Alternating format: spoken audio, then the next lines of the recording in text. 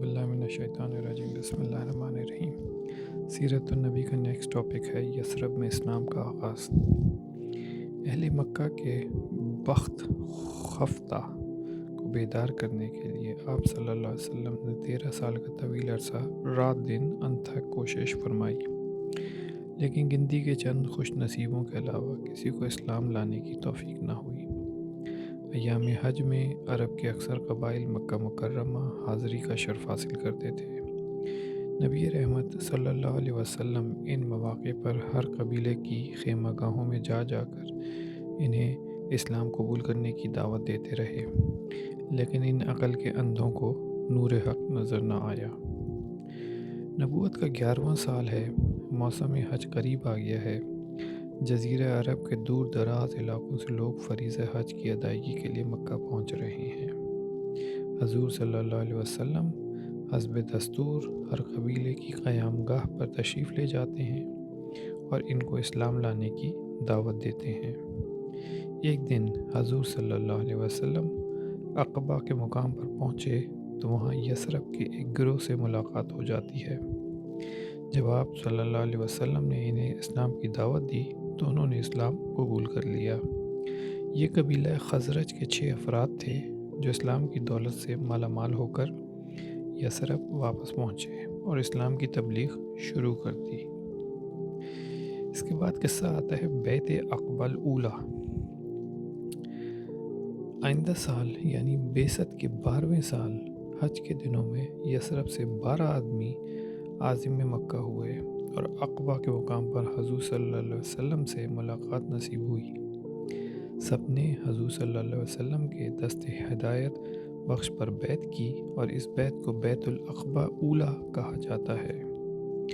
حضور صلی اللہ علیہ وآلہ وسلم نے حضرت مصعب بن عمیر رضی اللہ عنہ کو ان کے ساتھ یثرب روانہ کیا تاکہ تبلیغ اسلام کی رفتار کو تیز کیا جائے۔ حضرت مصعب بن عمیر نے اتنے مؤثر اور دلنشین انداز میں تبلیغ اسلام کی کہ 1 سال کے عرصے میں سینکڑوں افراد نے اسلام قبول کر لیا۔ اہل یثرب نے جب سنا کہ ان کے ہادی و مرشد، ان کی دینی بھائی مکہ میں مصائب و آلام کا شکار ہیں، تو انہوں نے متفقہ فیصلہ کیا کہ ہمارا جو وفد موسم حج میں مکہ جائے گا وہ حضور صلی اللہ علیہ وآلہ وسلم کی خدمت میں پرزور التماس کرے گا کہ حضور صلی اللہ علیہ وسلم ان کی بستی کو اپنے قدم میمنت لزوم سے سرفراز فرمائیں۔ بیعت عقبہ ثانیہ، دوسری بیعت۔ بعثت کے 13ویں سال حج کے موسم میں حضرت مصعب رضی اللہ عنہ کی قیادت میں یثرب سے جو قافلہ مکہ روانہ ہوا، اس میں 70 افراد ایسے تھے جو اسلام قبول کر چکے تھے۔ مسلمانوں کی اس جماعت نے حضور صلی اللہ علیہ وسلم سے عقبہ کی وادی میں خفیہ ملاقات کی اور یثرب آنے کی دعوت پیش کی۔ اہل یثرب نے اس بات پر بیعت کی کہ ہم اسلام پر عمل کریں گے اور آپ صلی اللہ علیہ وسلم کے دفاع میں اپنی جانیں تک قربان کر دیں گے۔ چنانچہ مسلمانوں کا یہ قافلہ واپس یثرب پہنچا تو اسلام کی تحریک میں ایک نیا جوش پیدا ہو گیا۔ ہر طرف اسلام کا بول بالا ہونے لگا۔ نوجوان طبقہ کی اکثریت نے اسلام قبول کر لیا۔ یثرب کی طرف ہجرت کے بارے میں اہل مکہ کو جب یثرب والوں کے مسلمان ہونے کا علم ہوا تو یہ خبر ان پر بجلی بن کر گری اور مسلمانوں پر انہوں نے جبر و تشدد کی مہم اثر نو بڑی تیزی سے شروع کر دی۔ تو حضور صلی اللہ علیہ وسلم نے صحابہ کرام سے فرمایا جو ہجرت کا ارادہ رکھتا ہے وہ یثرب چلا جائے۔ اللہ تعالیٰ کے مخلص بندے اہل وطن اپنے مکانات، حویلیاں، عمر بھر کی کمائی کو چھوڑ کر یثرب ہجرت کرنے جانے لگے۔ مسلمانوں کی اس اجتماعی ہجرت سے کفار مکہ کو یہ خیال ستانے لگا کہ اگر نبی کریم صلی اللہ علیہ وسلم بھی یہاں سے ترک وطن کر کے یثرب چلے گئے تو عین ممکن ہے کہ کچھ عرصے بعد وہ مکہ پر حملہ کر کے ہمارا کچومر نکال دیں گے۔ اس سے بیشتر کہ حالات بے قابو باہر ہو جائیں، کوئی فیصلہ کن قدم اٹھانا چاہیے۔ چنانچہ दारुल-नदवा में कुरैश के सरदारों का एक खुफिया इजलास हुआ।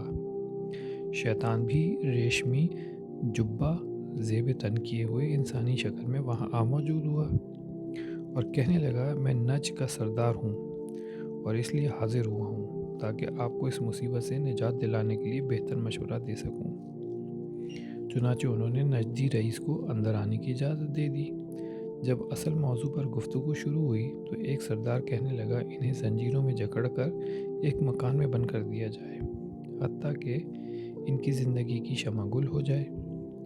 नजदी सरदार कहने लगा, यानी कि जो शैतान था, जब इसके अकीदे तमदून को इतला मिली तो वो जान की बाजी लगाकर इन्हें निकाल कर ले जाएंगे, इसलिए ये राय कतन काबिल गौर नहीं। शैतान ने उस राय को रिजेक्ट कर दिया। मज़ीद तजावुज़ें भी आईं और आखिर में अबू जहल कहने लगा, हम हर कबीले से एक नौजवान चुने जो बहादुर हो, अपने कबीले का सरदार हो, फिर इसमें से हर एक को तेज़ तलवारें दें, फिर वो सब मिलकर यकबारगी शख्स वाहिद की तरह इन पर हमला करके इनको कत्ल कर दें, यानी नबी सल्लल्लाहु अलैहि वसल्लम को कत्ल कर दें।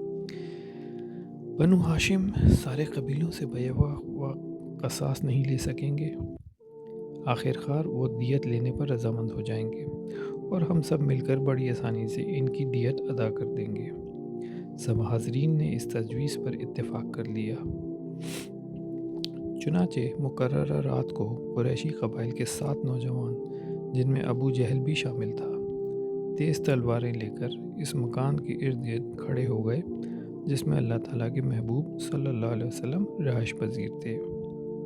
वो जालिम इस लम्हे का इंतज़ार करने लगे जब अल्लाह ताला के हबीब का शान नबूवत से बाहर कदम रखेंगे, वो यकबारगी हमला करके आपका काम तमाम कर देंगे।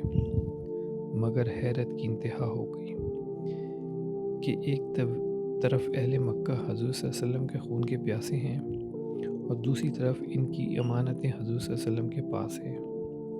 तारीख़ इंसानियत में ऐसी मिसाल नहीं मिलती कि किसी ने अपने दुश्मन को अमीन बनाया हो और चश्मे आलम ने ये नज़ारा भी सिर्फ दर मुस्तफ़ा सल्लल्लाहु अलैहि वसल्लम पर देखा कि दुश्मन जान लेने आ रहे हैं, मगर आप सल्लल्लाहु अलैहि वसल्लम इनकी अमानतों के तहफ़्फ़ुज़ को यकीनी बना रहे हैं। चुनांचे नबी करीम सल्लल्लाहु अलैहि वसल्लम ने हज़रत अली रज़ी अल्लाह अन्हु को फरमाया, आज मुझे हिजरत का हुक्म मिल गया है, आज आप मेरे बिस्तर पर मेरी सब्ज़ चादर ओढ़ कर सो जाएं और फ़िक्र ना करना, तुम्हें कोई नुकसान नहीं पहुंचा सकेगा, और ये अमानतें इनके मालिकों तक पहुंचा देना ताकि क़यामत तक आने वाले अपनों और बेगानों पर वाज़ेह हो जाए कि हमारे प्यारे नबी सादिक़ व अमीन सल्लल्लाहु अलैहि वसल्लम के लक़ब से इसीलिए मुल्क़िब हुए थे कि वो नाजुक तरीन लम्हात में भी अपनी शान अमानत का हक़ अदा करते हैं। अब अहले मक्का की अमानतें हज़रत अली रज़ियल्लाहु अन्हु के सुपुर्द करके हज़ूर सल्लल्लाहु अलैहि वसल्लम का शान नबूवत से बाहर तशरीफ़ लाए और आप सल्लल्लाहु अलैहि वसल्लम के खून के मंतज़िर नौजवानों पर सूरह यासीन की दर्जा झैल आयत पढ़कर फूंक मार दी। वजालना मिन बैनी ऐदीहिम सद्दन व मिन खल्फिहिम सद्दा फ़अग़शयनाहुम फ़हुम ला युबसिरून। हमने बना दी है इनके सामने एक दीवार और इनके पीछे एक दीवार है, इनकी आँखों पर पर्दा डाल दिया है, बस वो कुछ नहीं देख सकते। सूरह यासीन की आयत नंबर 9। चुनांचे वो सारे नौजवान नींद से ऊँघने लगे और हज़ूर सल्लल्लाहु अलैहि वसल्लम इनके दरमियान से गुज़र कर हज़रत अबू बकर सिद्दीक़ रज़ी अल्लाह अन्हु के घर तशरीफ़ ले गए और इनके साथ लेकर गारे सूर की तरफ रवाना हो गए।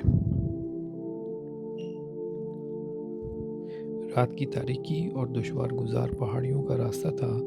हज़रत अबू बकर रज़ी अल्लाह अन्हु कभी आप सल्लल्लाहु अलैहि वसल्लम को अपने कंधों पर उठा लेते और कभी आप सल्लल्लाहु अलैहि वसल्लम के दाएं बाएं गौर से देखते कि कहीं कोई दुश्मन न आ रहा हो।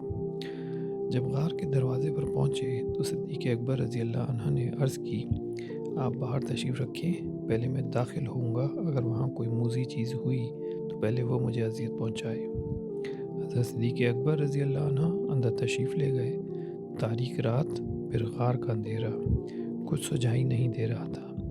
پہلے جھاڑو دیا، پھر غار کے چپے چپے کو ہاتھ سے ٹٹولا۔ جہاں کوئی سوراخ معلوم ہوا اپنی چادر پھاڑ پھاڑ کر اسے بند کیا۔ چادر ختم ہو گئی لیکن ایک سوراخ پھر بھی باقی رہ گیا۔ اس سوراخ پر ایڑی رکھ کر بیٹھ گئے۔ عرض کی حضور تشریف لے آئیں۔ حبیب خدا نے اپنا سر مبارک حضرت صدیق اکبر کی گود میں رکھا اور سو گئے۔ اس سوراخ میں سانپ تھا۔ اس نے ایک بار نہیں کئی بار ڈسا، لیکن کیا مجال کہ حضرت صدیق اکبر نے ذرا بھی جنبش کی ہو۔ حضور صلی اللہ علیہ وسلم کے آرام میں مخلل انداز ہونا آپ کو کسی قیمت پر گوارا نہ تھا۔ ادھر مکہ میں صبح کا اجالا ہوا تو حضور صلی اللہ علیہ وسلم کے بجائے بستر سے حضرت علی رضی اللہ عنہ اٹھے۔ یہ دیکھ کر رات بھر محاصرہ کرنے والوں کے اوسان خطا ہو گئے۔ جنگل کی آگ کی طرح یہ خبر مکہ کے گھر گھر پہنچ گئی۔ اعلان کر دیا گیا جو حضور صلی اللہ علیہ وسلم کو زندہ پکڑ کر لائے یا شہید کرتے اسے 100 سرخ اونٹ کا انعام دیا جائے گا۔ مشرکین کی ٹولیاں حضور صلی اللہ علیہ وسلم کی تلاش میں ہر طرف پھیل گئیں۔ کفار کا ایک گروہ اس غار کے دروازے پر پہنچ گیا جس کے اندر حضور صلی اللہ علیہ وسلم اور حضرت صدیق اکبر موجود تھے، لیکن اللہ تعالیٰ نے اپنی قدرت کی نشانیوں میں یوں ظاہر کی کہ مکڑی نے غار کے منہ پر اتنا گھنا جالا تن دیا کہ دیکھنے والے کو معلوم ہوتا تھا کہ اسے تنے ہوئے کئی سال بیت چکے ہیں۔ نیز 2 جنگلی کبوتروں نے اس کے دروازے پر گھونسلہ بھی بنا لیا، وہاں انڈے بھی دے دیے اور ان انڈوں کو سینے کے لیے ایک کبوتری ان پر ڈیرا جما کر بیٹھ گئی۔ حضرت صدیق اکبر رضی اللہ عنہ نے جب کفار کو دیکھا تو عرض کیا، یا رسول اللہ صلی اللہ علیہ وسلم، اگر انہوں نے جھک کر دیکھا تو ہمیں پا لیں گے۔ آپ صلی اللہ علیہ وسلم نے فرمایا، اے ابو بکر، ان 2 کے بارے میں تمہارا کیا خیال ہے جن کا تیسرا اللہ تعالیٰ ہو؟ فکر مت کرو، اللہ تعالیٰ ہمارے ساتھ ہے۔ کفار کی جماعت میں سے ایک بولا، اس غار میں داخل ہونے کی ضرورت نہیں، کبوتری اپنے انڈوں پر بیٹھی ہے اور اس کے دروازے پر جالا ہے۔ یہ تو محمد صلی اللہ علیہ وسلم کی پیدائش سے بھی پہلے کا معلوم ہوتا ہے۔ 3 دن غار میں قیام کرنے کے بعد حضور صلی اللہ علیہ وسلم یثرب روانہ ہوئے۔ راستے میں کسی نے حضرت ابو بکر صدیق رضی اللہ عنہ سے حضور صلی اللہ علیہ وسلم کے بارے میں پوچھا تو آپ رضی اللہ عنہ نے فرمایا، یہ مجھے راستہ بتانے والا ہے۔